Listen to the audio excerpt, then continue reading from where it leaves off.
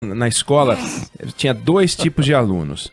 Tinha os alunos que, como eu, usavam compassos que faziam espiral. Compasso que faz espiral é aquele compasso que você apoia aquela pontinha que tem uma agulha, e se você forçar demais, vai abrindo o círculo e você não consegue concluir o círculo, porque ele vai abrindo, porque é compasso ruim.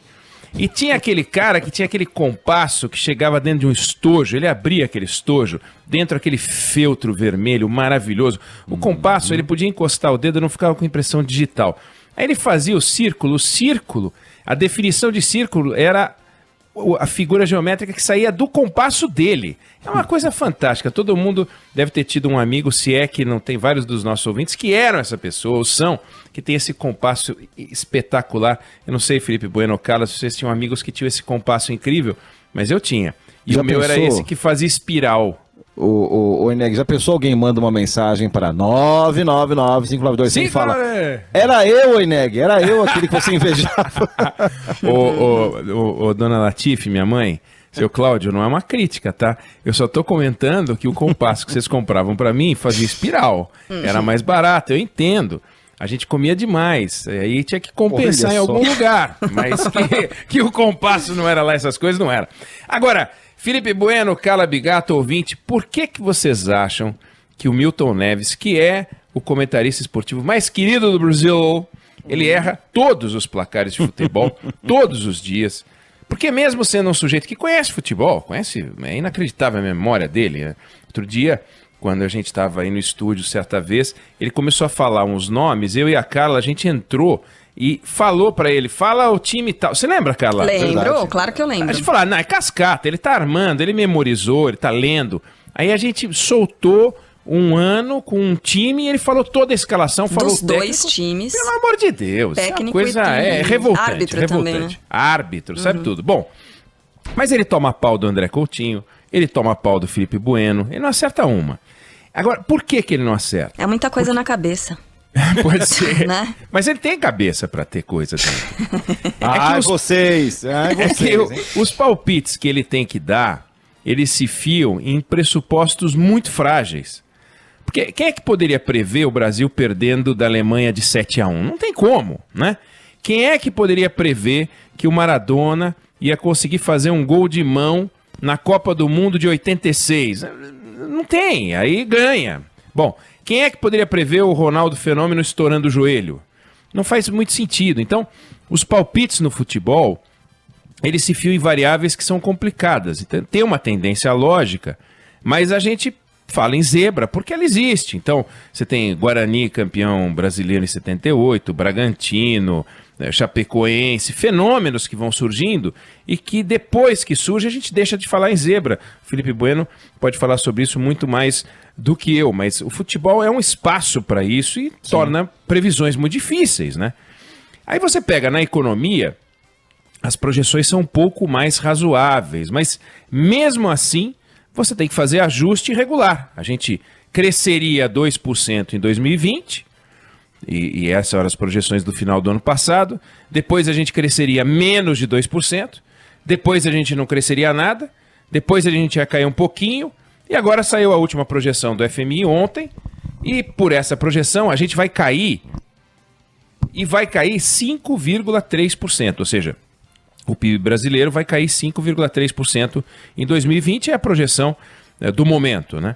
Ou seja, indo mais longe, o Brasil cresceu 0,5% em 2014, em 2015 caiu 3,6%, em 2016 caiu de novo 3,8%, aí 17, 18 e 19 crescemos perto de 1%, e esse ano cai 5,3%, se a projeção do FMI estiver correta. E o que isso significa? Que entre 2014 e 2020, a gente conseguiu derrubar o PIB brasileiro em 9%. Se você somar o crescimento desse período todo, o PIB que entra em 2014 e o PIB que vai sair de 2020, a gente conseguiu empobrecer 9%. Não dá para colocar essa conta toda nas costas da Covid-19, porque se o Brasil tivesse crescido medíocres 2%, entre 14 e 19 e agora perdesse 5,3%, o saldo final do período seria um crescimento acumulado de quase 7%, e não uma queda de 9%. Ou seja, a gente estaria, em 2020, 7% mais rico do que em 2014 e não 9% mais pobre. Então tem uma diferença aí. Não dá para dizer, não, esse foi o coronavírus. Mas tem um efeito do coronavírus. Vamos complicar as coisas. Os analistas estão falando que o PIB brasileiro vai voltar ao de 2010, né? É como se a gente voltasse à vida de 2010. Só que a gente vai ter o dinheiro de 2010 para distribuir pela população de 2020. Em 2010, a população brasileira era de 195 milhões de habitantes. Hoje a gente é 210 milhões. Então, se você tem o PIB de 2010 para dividir pela população de 2020, se você tem o PIB de 195 milhões de habitantes para dividir pela população de 210 milhões de habitantes, a coisa se complica, porque é o mesmo PIB para uma população 8% maior. Então, por que eu estou dizendo isso? Por que eu estou fazendo essas contas? Porque a gente tem um mega desafio e que ele começa agora. Quando a crise da Covid passar, e ela vai passar, pode escrever, vai passar, a gente vai sair mais forte, vai sair mais preparado. O Brasil vai voltar para as ruas. O padeiro vai trabalhar mais e melhor. Louco para fazer, não é só pão. Tá louco para fazer um monte de coisa que as pessoas pararam de comprar. As pessoas não vão à padaria e compram o que compravam antes, na quantidade que compravam antes. Não ficam ali enquanto esperam, comem um pãozinho de queijo, comem uma coisinha. Isso não tem. Então, vai voltar a trabalhar melhor. O taxista vai trabalhar mais e melhor. As pessoas hoje fazem corridas só as estritamente necessárias. Não fala assim, puxa, vamos ao cinema? Ninguém vai ao cinema, então não tem corrida. O serralheiro, a costureira, né, aquele que vende a quentinha, o dono da churrascaria, da pizzaria, o engenheiro, o matemático, o professor, enfim, todo mundo vai sair para trabalhar e vai trabalhar mais e melhor. Quem tinha gordura para queimar, dinheiro no banco, algum, e queimou, vai querer buscar esse dinheiro de volta. Vai ser duro porque o desemprego vai aumentar, vai ser duro porque o serviço vai demorar a voltar, a construção civil vai demorar, estava voltando e a Covid deu um tranco. As pessoas vão pensar 2 vezes antes de comprar, não vai ser fácil, mas todo mundo vai correr atrás do prejuízo. Tem gente que não pôde parar para proteger a família e continua a pegar ônibus, trem, metrô, não porque quer, não, porque precisava. E precisa, e está ouvindo a gente agora dentro da condução. E precisava colocar comida em casa, não tinha poupança. O fato é que todo mundo vai correr. E essa queda que o PIB apresentou é mundial, então todos os países vão cair, até a China e a Índia. Tem gente noticiando assim, não, mas China e a Índia vão registrar crescimento, né? No caso da China de 1,2%, no caso da Índia de 1,9%. Mas a China cresceu no ano passado 6,1%, então ela caiu quase 5%, né? O professor José Roberto Mendonça de Barros lembrou isso.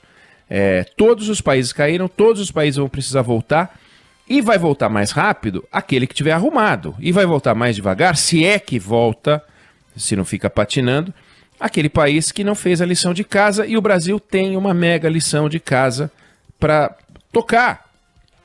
Então a gente vai sair para a rua, o lado do Brasil que fabrica PIB vai sair para a rua.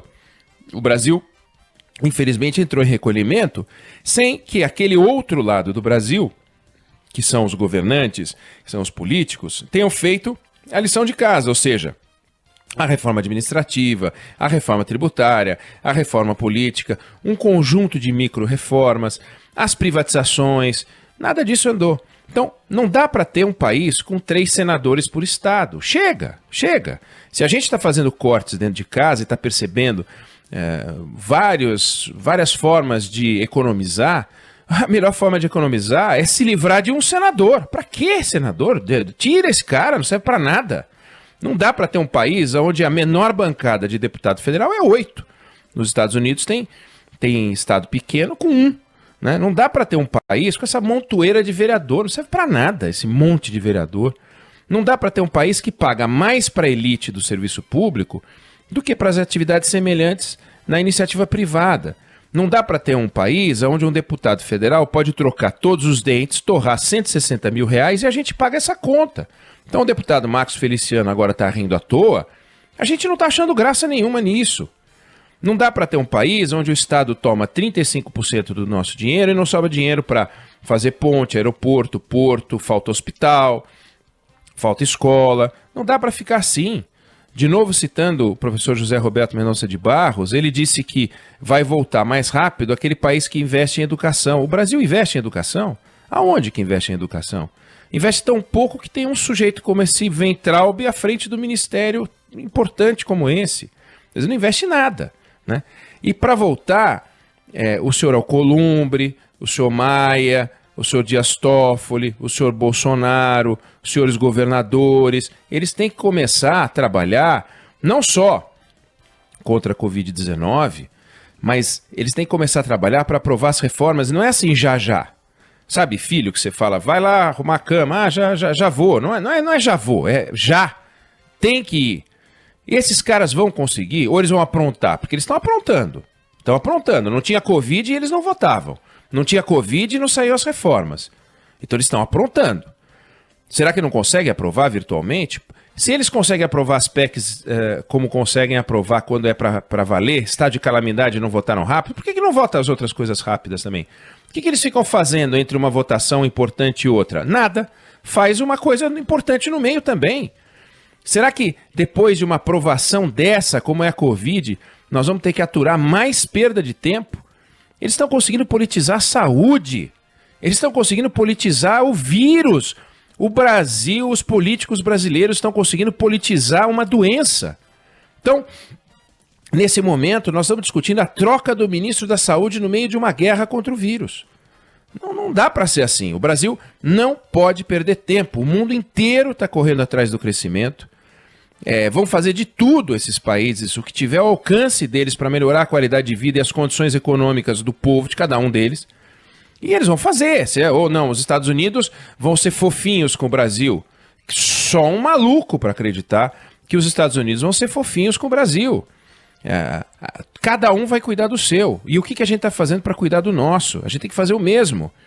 E fazer melhor, porque o nosso ponto de partida é ruim. A gente sai de 1% de crescimento.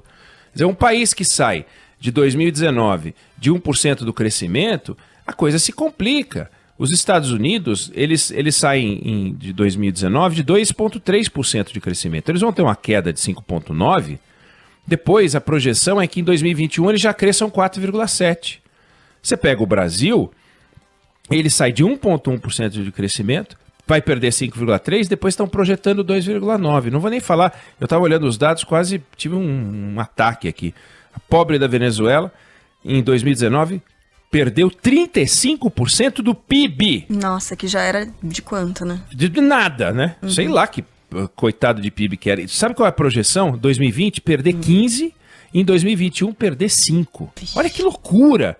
O grau de miséria, se é que é possível imaginar uma miséria maior, pois a Venezuela é um caso para a gente ficar muito atento do ponto de vista humanitário, porque o que é? Não sobrou PIB, vai ter que pegar o PIB do Equador, do Paraguai, da Bolívia e botar ali para fazer conta, porque não tem como fazer conta com esse PIB que já não existe. Bom, não tem espaço para barbeiragem. Depois do excesso de dor que a gente está vivendo, o excesso de medo, porque a Covid provoca isso, dor para aqueles que estão convivendo com a doença, medo para quem não tem, a gente vai enfrentar escassez de dinheiro, que já está acontecendo. Basta ver o que as pessoas estão fazendo em busca dos R$600 por mês, né? É escassez de dinheiro, é escassez de atividade econômica, escassez de emprego. Se tiver escassez de espírito público, aí nós estamos fritos. Então, a gente já enfrentou essa guerra econômica em outras ocasiões, para combater a hiperinflação, para combater a recessão, e a gente conseguiu ver que dá. Os primeiros números, esse 5,3 aí, assusta.